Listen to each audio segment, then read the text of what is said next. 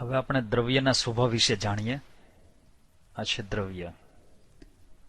દ્રવ્ય કોને કહેવાય? તો એવી વસ્તુ કે જે જગ્યા રોકે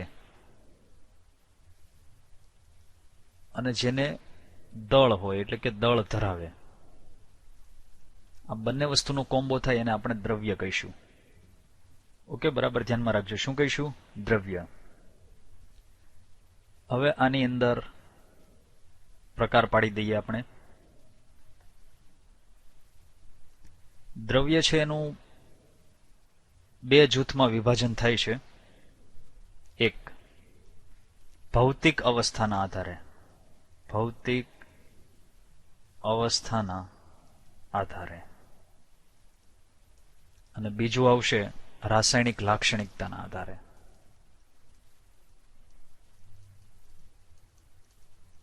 આ બે રીતે વર્ગીકરણ થાય.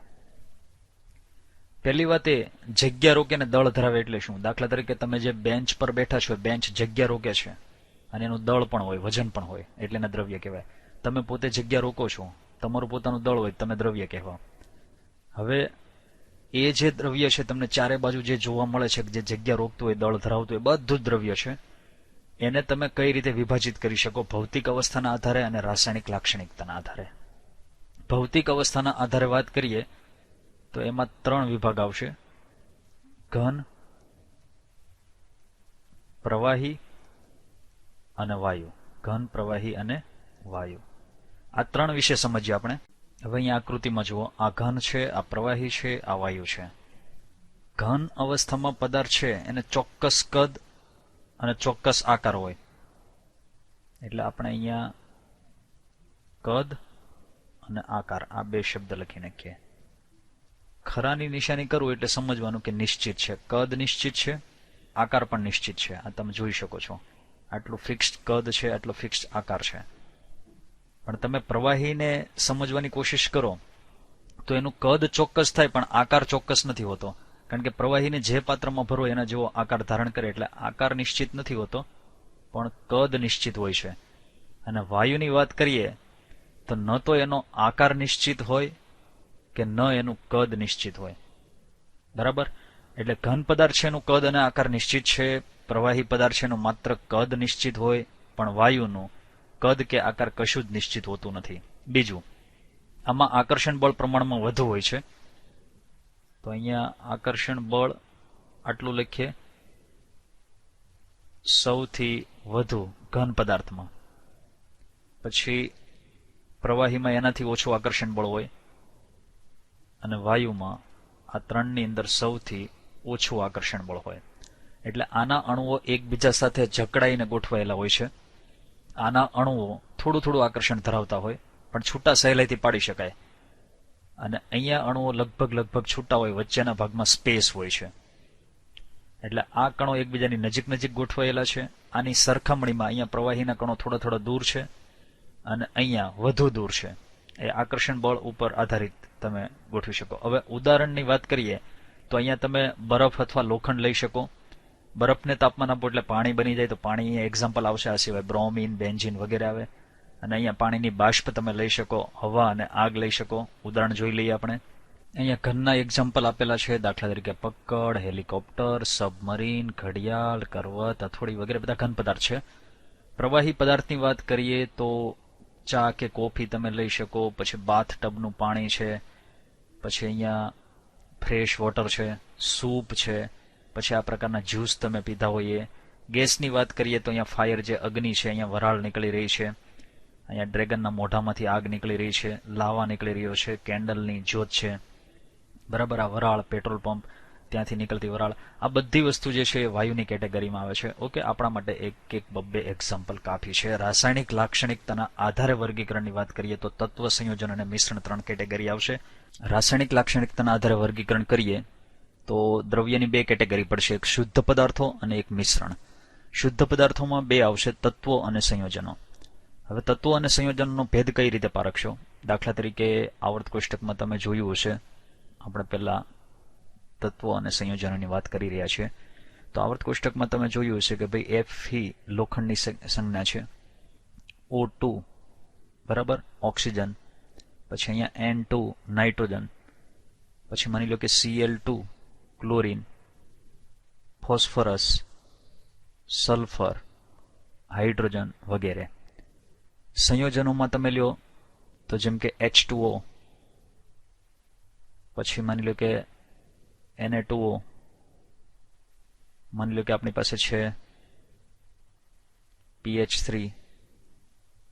C6H12O6. હવે પહેલા બંનેને સમજીએ. આ તત્વો શા માટેના, સંયોજનો શા માટે?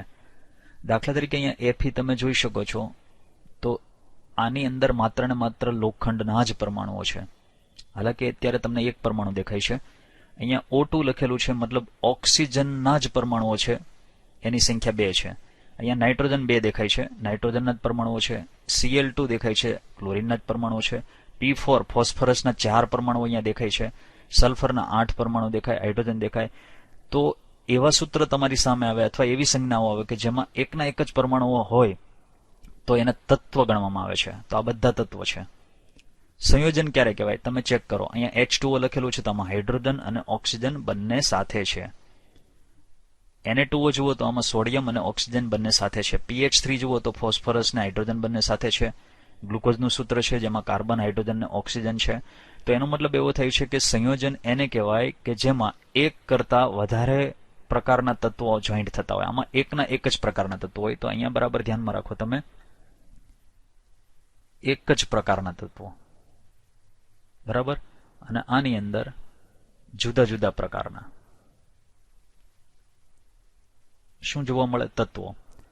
બીજી એક વસ્તુ કે આપણે જે આવર્ત કોષ્ટકની અંદર જે બધા જોઈએ છે એ બધા તત્વો આપેલા છે અને એમાં બધા સિંગલ સંજ્ઞા આપેલી છે. બરાબર ધ્યાનમાં રાખજો તમે, બરાબર. બીજું, તત્વને લખવામાં એક બીજું ધ્યાન રાખવાનું કે દાખલા તરીકે તમને માની લો કે આ હાઇડ્રોજન આપેલું છે તો એની સંજ્ઞા તમે લખી શકો છો H, કેપિટલ H.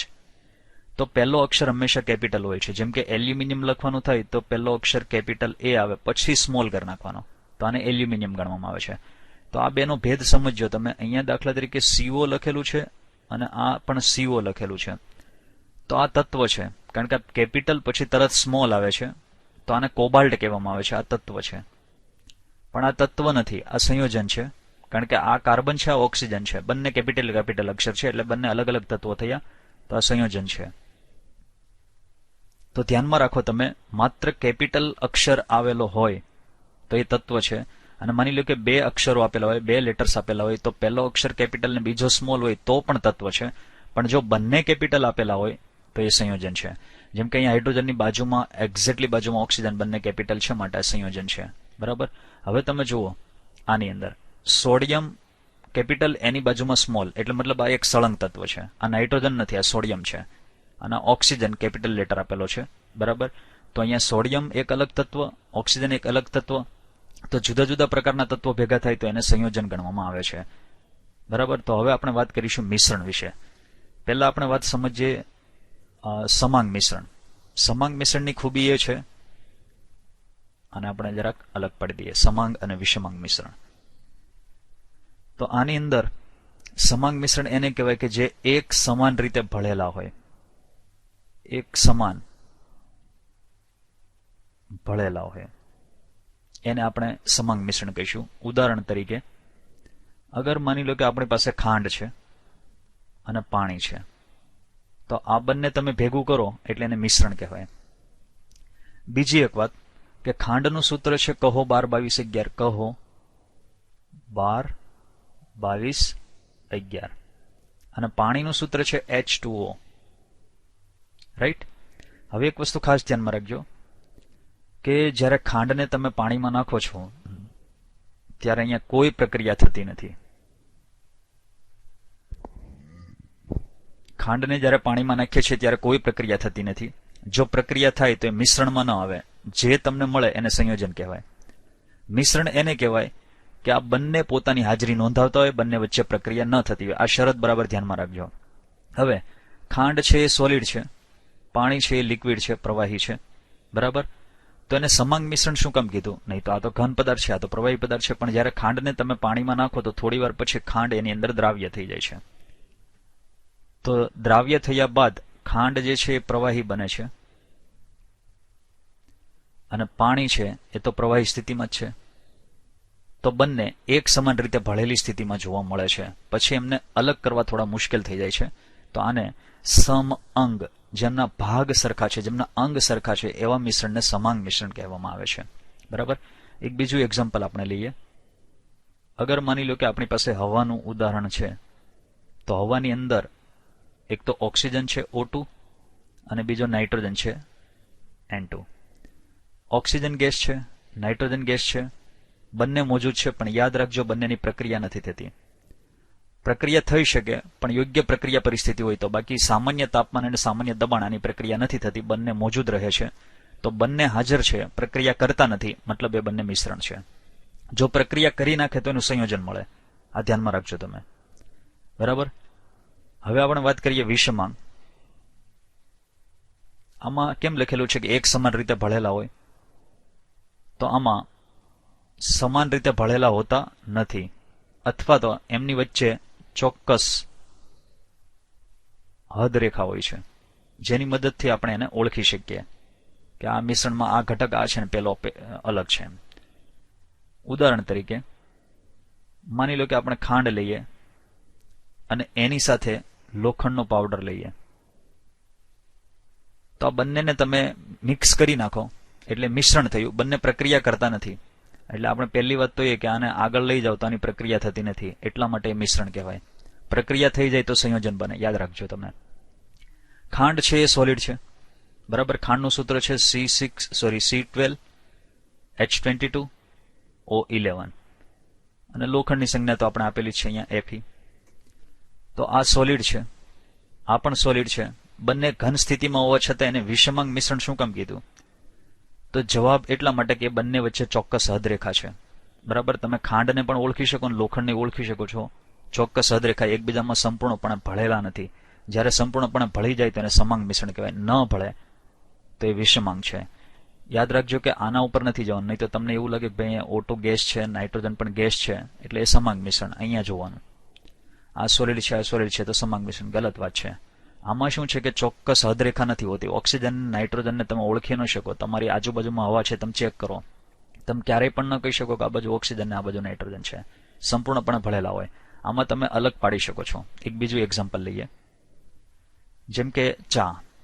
તો ચાની અંદર તમે ભૂકીને પ્રવાહીને અલગ પાડી શકો, એટલે વિષમાંગ મિશ્રણની કેટેગરીમાં આવે. ત્યાર પછી આવે છે અનાજ અને કઠોળ. દાખલા તરીકે ઘઉં અને મગને ભેગા કરેલા હોય તો તમે બંનેને સમજી શકો છો કે આ જે મિશ્રણ બન્યું એ વિષમાંગ મિશ્રણ છે, કારણ કે એને તમે અલગ પાડી શકો છો, અલગ રીતે જોઈ શકો છો, અલગ હદરેખા તમને દેખાય છે. બરાબર. કઠોળની જગ્યાએ ઘણી વખત અનાજ સાથે કાંકરા નાખો તો પણ એ મિશ્રણ જ કહેવાય, કારણ કે પહેલી વાત તો એ કે અનાજ અને કઠોળની કોઈ પ્રક્રિયા થતી નથી. બરાબર. એ યથાવત જ રહેતા હોય છે. અનાજ અને કાંકરાની પણ કોઈ પ્રક્રિયા થતી નથી, યથાવત રહેતા હોય છે. તો થાય છે શું કે સમાંગ મિશ્રણ હોય કે વિષમાંગ મિશ્રણ હોય, એમનું અલગીકરણ આસાનીથી થઈ શકે છે. એમને એકબીજાથી દૂર કરવા હોય તો આસાનીથી આપણે દૂર કરી શકીએ. જેમ કે તમે એક તો હાથથી વીણવાની પ્રક્રિયા કરો, અનાજની સાથે કાંકરા હોય એને વીણીને તમે અલગ કરી શકો છો. ઘણી વખત આપણે ગાળણ ક્રિયાથી પણ અલગ પાડી શકીએ, જેમ કે ચાની ભૂકીને ગાળણ ક્રિયાથી અલગ કરી શકાય. ત્યાર પછી સ્ફટિકીકરણ, મતલબ એક ઘટકને આપણે નીચા તાપમાને જમાવી શકીએ, બીજો ન પણ જામે, ગલનબિંદુના ડિફરન્સના આધારે. ત્યાર પછી નિસ્યંદન. નિસ્યંદન એટલે ગરમ કરીને કોઈ ઘટકને અલગ પાડી શકીએ, ઉત્કલન બિંદુના ડિફરન્સના આધારે આપણે અલગ કરી શકીએ છીએ. બરાબર. આ ધ્યાનમાં રાખો તમે. શુદ્ધ પદાર્થો છે, આનું અલગીકરણ મુશ્કેલ છે. આનું અલગીકરણ મુશ્કેલ છે. અને સાદી જે પદ્ધતિઓ છે, ભૌતિક અને રાસાયણિક પદ્ધતિ, એની મદદથી આનું અલગીકરણ કરી શકાતું નથી. આના માટે હેવી પદ્ધતિઓ એપ્લાય કરવામાં આવે છે. બરાબર. તો આઈ થિંક તમને ખ્યાલ આવી ગયો હશે કે તત્વો કોને ગણવા, સંયોજનો કોને ગણવા, સમાંગ અને વિષમાંગ મિશ્રણ કોને ગણવા. ખાસ ધ્યાનમાં રાખજો કે મિશ્રણની અંદર ક્યારેય પણ ઘટકોને પ્રક્રિયા કરીને આગળ નહીં વધારવાના. બરાબર. બીજું, કોઈ પણ મિશ્રણ તમને આપેલું હોય તો એની અંદર બહુ બધા ઘટકો હોય છે, પોતપોતાના સૂત્રો લઈને રખડતા હોય છે. જેમ કે ચાની વાત કરીએ, કોઈ વ્યક્તિ તમને પૂછે કે ભાઈ ચા જે છે એનું અણુસૂત્ર શું, તો તમે જવાબ આપી શકો કે ભાઈ ચાનું અણુસૂત્ર નથી હોતું, પણ ચાની અંદર બહુ બધા અણુસૂત્રો હોય. કારણ કે ચાની અંદર પાણી હોય તો એનું કંઈક સ્પેશિયલ સૂત્ર હોય, ચાની અંદર તમે ખાંડ નાખો તો એનું કોઈ સ્પેશિયલ સૂત્ર હોય, ભૂકી નાખો એનું સૂત્ર હોય, આદુ નાખો તો એનું સૂત્ર હોય, બધાના અલગ અલગ અણુસૂત્રો હોય છે. એટલે આને ચા એક મિશ્રણ થયું, મિશ્રણની અંદર પોતપોતાના બધાના સૂત્રો યથાવત રહેતા હોય છે, પણ સંયોજન બને એટલે એક જ સૂત્ર થઈ જાય. બરાબર. અને બીજું, આની અંદર ચોક્કસ સૂત્રો જ હોય છે, ફરજિયાત ચોક્કસ સૂત્રો હોય અને જે તે ઘટકનું હોય, એટલે આમાં ટકાવારી જે છે નિશ્ચિત હોય. આ પોઈન્ટ બરાબર ધ્યાનમાં રાખજો. આની અંદર ટકાવારી નિશ્ચિત હોય છે. દાખલા તરીકે H2O ના અણુમાં હાઇડ્રોજનની ટકાવારી અને ઓક્સિજનની ટકાવારી ફાઇનલ દરેક જગ્યાએ સરખી જ આવે, પણ જો તમે મિશ્રણ લ્યો તો આમાં ટકાવારી અનિશ્ચિત હોય છે, એટલે ટકાવારી ચોક્કસ હોતી નથી. બરાબર. આપણે ઓક્સિજન અને નાઇટ્રોજનની ટકાવારી કાઢેલી છે, પણ એપ્રોક્સિમેટલી છે, એ ચોક્કસ તો નથી. તમે ખાંડ અને પાણી ભેગું કરો તો ખાંડની પાણીની ટકાવારી એક જગ્યાએ જેટલી હોય એટલી બીજી જગ્યાએ ન હોય. બરાબર. એ કઈ રીતનું મિશ્રણ છે એના ઉપર ડિપેન્ડ કરે છે, એટલે આની અંદર ટકાવારી ચોક્કસ હોતી નથી. નીચેના પૈકી કયું સંયોજન નથી? હવે સંયોજન માટે આપણે શું જાણવાનું હોય કે અલગ અલગ તત્વો એમાં ભેગા થયેલા હોય. તો આમાં હાઇડ્રોજન ને ક્લોરીન અલગ અલગ તત્વો છે એટલે સંયોજન છે. આમાં કાર્બન ને ઓક્સિજન ભેગા થઈને કાર્બન ડાયોક્સાઇડ બનાવે એટલે આ સંયોજન છે. અહીંયા નાઇટ્રોજન અને હાઇડ્રોજન અલગ અલગ તત્વો ભેગા થાય છે, સંયોજન બન્યું છે. પણ O2 છે એમાં એક સરખા જ પરમાણુઓ ભેગા થયા છે, એટલે આને તમે સંયોજન ન ગણી શકો, કારણ કે એક સરખા હોય એને આપણે તત્વ કહીએ છીએ, એટલે જવાબ આવશે સી. નીચેના પૈકી કયા પદાર્થના ઘટકો તેના લાક્ષણિક ગુણધર્મો જાળવી રાખે છે? ચલો, કોપર સલ્ફેટ. કોપર સલ્ફેટનું સૂત્ર છે CuSO4. એનો મતલબ એવો થયો અલગ અલગ તત્વો ભેગા થઈ અને આ એક સંયોજન બનેલું છે. હવે સંયોજન જ્યારે બને છે ત્યારે એના અંદરના ભાગમાં રહેલા તત્વો એના મૂળ ગુણધર્મો ગુમાવી દે, નવા જ ગુણધર્મો પ્રાપ્ત કરે છે, એટલે સંયોજન હોવાથી આમાં ગુણધર્મો જળવાવાના નથી. સિલ્વર નાઇટ્રેટ એટલે AgNO3. આમાં પણ તત્વો જે છે એ પોતાના મૂળ ગુણધર્મો ગુમાવી નવા ગુણધર્મો પ્રાપ્ત કરે છે, કારણ કે આ સંયોજન છે, માટે આ પણ આવવાનું નથી. નવસાર એમોનિયમ ક્લોરાઇડ. એમોનિયમ ક્લોરાઇડનું અણુસૂત્ર છે NH4Cl. તો આમાં પણ તત્વો જે છે એ જ્યારે સંયોજાય છે ત્યારે આ બને છે, એટલે એના ગુણધર્મો ગુમાવી બેસે છે, આ પણ આવવાનું નથી. હવા જે છે એ સંયોજન નથી, કારણ કે હવાનું પર્ટિક્યુલર કોઈ સૂત્ર હોતું નથી, પણ સૂત્રો બધા ભેગા થતા હોય છે. હવાને આપણે ખાલી ઓક્સિજન અને નાઇટ્રોજન તરીકે લઈએ તો O2 + N2 થાય. બરાબર. પણ તમે કદી પણ N2O કે ON2 કે N2O2 N2O5 N2O3 એવું ન લખી શકો. હવાની અંદર ડાયઓક્સિજન પણ અસ્તિત્વ ધરાવે, ડાયનાઇટ્રોજન પણ અસ્તિત્વ ધરાવે છે, કારણ કે આ મિશ્રણ છે. મિશ્રણમાં દરેક ઘટક છે પોતાનું સ્વતંત્ર અસ્તિત્વ ધરાવે અને પોતાના ગુણધર્મો જાળવી રાખે, માટે જવાબ આવશે ડી, કારણ કે મિશ્રણ છે. નીચેના પૈકી કયું તત્વ નથી? ઓકે, આ જાણકારી માટે એક જ કામ કરવાનું કે દરેક વિકલ્પની સંજ્ઞા શોધી કાઢવાની. હીરો છે એ શેનો બનેલો છે? તો કે કાર્બનનો. કાર્બન સિવાય બીજું કંઈ હોય? તો કે ના હોય. ત્રિપરિમાણીય ગોઠવણી થયેલી હોય કાર્બનની. ગ્રેફાઇટ, તો જવાબ છે કે ગ્રેફાઇટની સંજ્ઞા પણ કાર્બન, સી છે. કાર્બન સિવાય બીજું કોઈ તત્વ હોય? જવાબ છે ના હોય. આમાં ષટકોણીય ગોઠવણી થયેલી હોય. સિલિકા, તો એનું અણુસૂત્ર છે SiO2. તો આની અંદર બે તત્વો થયા, સિલિકોન અને ઓક્સિજન, અને માત્ર ઓક્સિજનની વાત કરીએ તો O થયો. તો તત્વ એને કહેવાય કે જેમાં માત્ર ને માત્ર એક જ સંજ્ઞા આવતી હોય, બીજું કોઈ હોય જ નહીં. એટલે A, B અને D માં તત્વો છે, પણ અહીંયા બે કરતા વધારે તત્વો ભેગા થયેલા છે, એટલે આ એક સંયોજન છે. માટે તત્વ નથી એમ પૂછ્યું છે તો જવાબ આવશે સી, કારણ કે એ સંયોજન છે. નીચેના પૈકી મિશ્રણ કયું નથી? ખાંડનું દ્રાવણ મિશ્રણ છે, કારણ કે આની અંદર ખાંડ પ્લસ પાણી એટલે કે H2O હોય. સ્વતંત્ર સૂત્રો હોય, ભેગા ન થાય, કોઈ પ્રક્રિયા થઈને એક જ સૂત્ર બને એવું ન હોય, બધા અલગ અલગ સૂત્ર મોજૂદ હોય. ખાંડ પોતાનું અસ્તિત્વ ધરાવે, પાણી પોતાનું અસ્તિત્વ ધરાવે. ખાંડનું સૂત્ર છે કહો 12-22-11 C12H22O11. એટલે આ મિશ્રણ છે, માટે આ ન આવે. હવાની વાત કરીએ તો હવાની અંદર પણ ડાય ઓક્સિજન, ડાય નાઇટ્રોજન પોતપોતાની રીતે અસ્તિત્વ ધરાવે છે. અહીંયા પ્લસની નિશાની પાડી છે, કારણ કે બંનેના સ્વતંત્ર અસ્તિત્વ છે, એટલે આ પણ મિશ્રણ છે, એટલે આ પણ ન આવે. પિત્તળ, પિત્તળ આવે એટલે તમારે યાદ રાખવાનું પિતાજી. પિત્તળ બરાબર તાંબુ પ્લસ ઝીંક. તો આની અંદર કોપર અને ઝીંક અલગ અલગ અસ્તિત્વ ધરાવે છે. બરાબર. કોઈ માત્ર એક જ સંજ્ઞા નથી, પણ એકથી વધારે સંજ્ઞાઓ છે, માટે આ પણ મિશ્રણ નથી. સોરી, આ મિશ્રણ છે, આપણે મિશ્રણ નથી એવા સુધી પહોંચવું છે. અને હવે વાત કરીશું તાંબુ. તાંબુ એટલે કોપર. કોપરની સંજ્ઞા છે Cu. તો આ કોપર છે એ યાદ રાખજો, આવર્ત કોષ્ટકની અંદર Cu કરીને સંજ્ઞા આવે છે, અને એટલા માટે એ તત્વ છે. આ તત્વ છે એટલે મિશ્રણ નથી એવું પૂછ્યું છે તો જવાબ આવશે ડી, કારણ કે એ તત્વ છે. નંબર 2, તત્વ વિશે થોડીક જાણકારી વધારે લ્યો. તત્વ વિશે કેટલાક તત્વોની સંજ્ઞા સિંગલ હોય છે. દાખલા તરીકે H તો તમે એને કહી શકો હાઇડ્રોજન. દાખલા તરીકે I તો આયોડિન. એટલે આ બધા કેપિટલ લેટર આવતા હોય છે. દાખલા તરીકે U એટલે યુરેનિયમ, C એટલે કાર્બન. ઓકે. અને કેટલાક તત્વો હોય છે એમાં એક સાથે બે અલગ અલગ લેટર જોડાયેલા હોય છે. દાખલા તરીકે તમારી સામે IR લખેલું હોય તો એનો મતલબ થાય છે ઇરિડિયમ.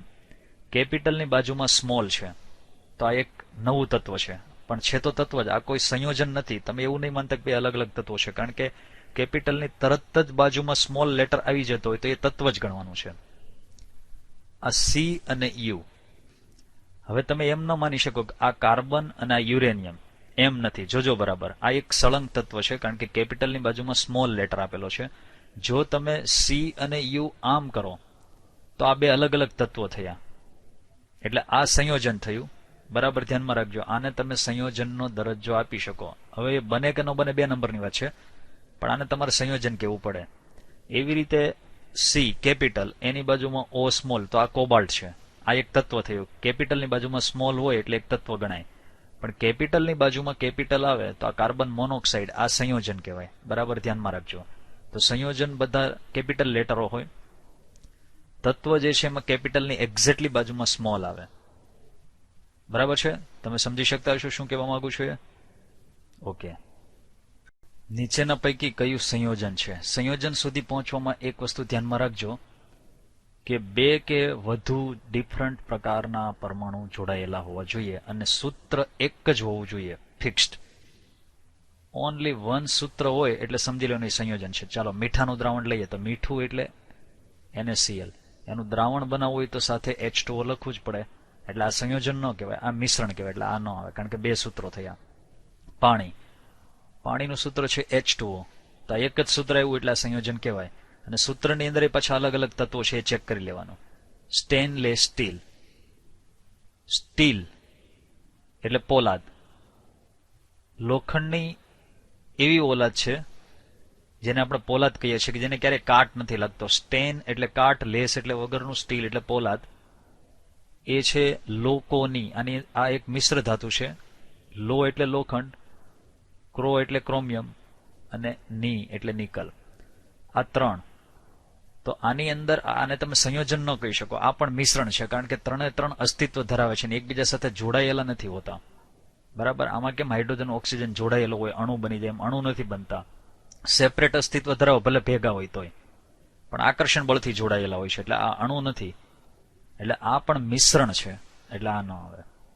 અને હવાની અંદર ઓક્સિજન, ડાયઓક્સિજન, ડાયનાઇટ્રોજન પોતપોતાના અલગ અસ્તિત્વ ધરાવે, આની જેમ જ. એટલે આ પણ મિશ્રણ છે, એટલે આ પણ ન આવે. નીચેના પૈકીનું કયું મિશ્રણ નથી? એટલે આપણે તત્વ કે સંયોજન શોધવાનું છે. બરાબર ધ્યાનમાં રાખો.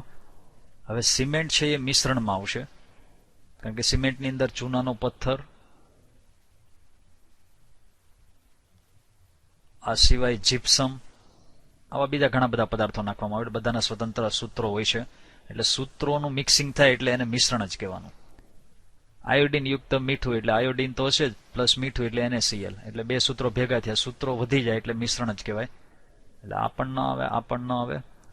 ઓઝોનનું સૂત્ર છે O3, એટલે આમાં વધારે સૂત્રો નથી. બીજું આ સંયોજન પણ નથી, આ તત્વ ગણાય, કારણ કે એકના એક જ પરમાણુઓ છે રિપીટ થયા કરે છે, માટે આ તત્વ છે એટલે મિશ્રણ નથી. અને હવા છે મિશ્રણ છે. કોનું કોનું? ડાયઓક્સિજન, ડાયનાઇટ્રોજન. આ સિવાય આ ડાયઓક્સિજન અને ડાયનાઇટ્રોજનની વાત કરીએ તો ડાયનાઇટ્રોજન 78% હોય, ડાયઓક્સિજન 21% હોય, ટોટલ 99% થયા, અને 1%માં બાકીના મિક્સિંગ હજી બીજા વાયુ હોય, તો એ બધું મિશ્રણ છે, માટે આ પણ ન આવે.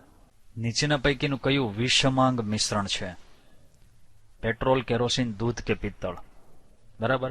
આમ તો બધા જ મિશ્રણ છે, કારણ કે પેટ્રોલનું અણુસૂત્ર આપણે જાણતા નથી, કારણ કે આની અંદર ઘણા બધા અણુસૂત્રો હોય. કેરોસીનનું પણ જાણતા નથી, દૂધનું પણ જાણતા નથી, પિત્તળ છે એનું પણ જાણતા નથી. પણ આની અંદર તાંબુ અને ઝીંક એની સંજ્ઞાઓ તમે લઈ શકો. દૂધની અંદર એક તો આપણે પાણીનું સૂત્ર જાણીએ પણ બાકીનું નથી જાણતા. કેરોસીન અને પેટ્રોલ છે એમાં પણ ઘણા બધા અણુસૂત્રો ભેગા થાય. ઓલરેડી આ બધા જ મિશ્રણ છે. પણ હવે વાત કરીએ તો આમ પહેલી નજરે જોવા જવું તો આ બધા સમાંગ લાગે છે. પણ વિષમાંગ મિશ્રણનું એક્ઝામ્પલ આપવું હોય તો દૂધ આપી શકાય. બીજું કલીલ ચેપ્ટરની અંદર પણ એનું દૂધ જે છે એને કલીલ ગણવામાં આવ્યું છે, કારણ કે વિષમાંગ મિશ્રણ છે. આમાં શું હોય છે જનરલી કે આના જે ઘટકો છે એને ગાળણ, સ્ફટિકીકરણ, નિસ્યંદન જેવી પદ્ધતિથી આસાનીથી અલગ કરી શકાય. દાખલા તરીકે દૂધને તમે ઉકાળો એટલે પાણી અલગ પડી જાય, એ પહેલી નિશાની. જ્યારે પેટ્રોલ, કેરોસીન ને પિત્તળમાંથી ઘટકોને છૂટા પાડવામાં થોડીક માથાકૂટ થશે. આમાં આસાનીથી છૂટા પાડી શકાય છે. આ વિષમાંગ મિશ્રણ છે એના ઘટકોને છૂટા પાડવા આસાન હોય છે. એ બરાબર ધ્યાનમાં રાખજો તમે.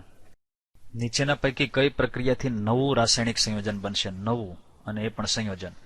હવે તમે પાણીને ઉકાળો એટલે નવું કોઈ સંયોજન ન બને. ઉકાળો એટલે આ લિક્વિડ અવસ્થામાંથી અહીંયા ગરમી આપો છો તો H2O ગેસિયસ વાયુ સ્વરૂપમાં ફેરવાય છે. માત્ર ભૌતિક અવસ્થામાં ચેન્જીસ આવે એટલે આ ન આવે. મીઠાનું દ્રાવણ બનાવો, NaCl પાણીમાં નાખો તો મીઠું ઓગળે છે, આની સાથે પ્રક્રિયા નથી કરતું એટલે કોઈ નવું સંયોજન ન બને. આ ખાલી મિશ્રણ બનશે.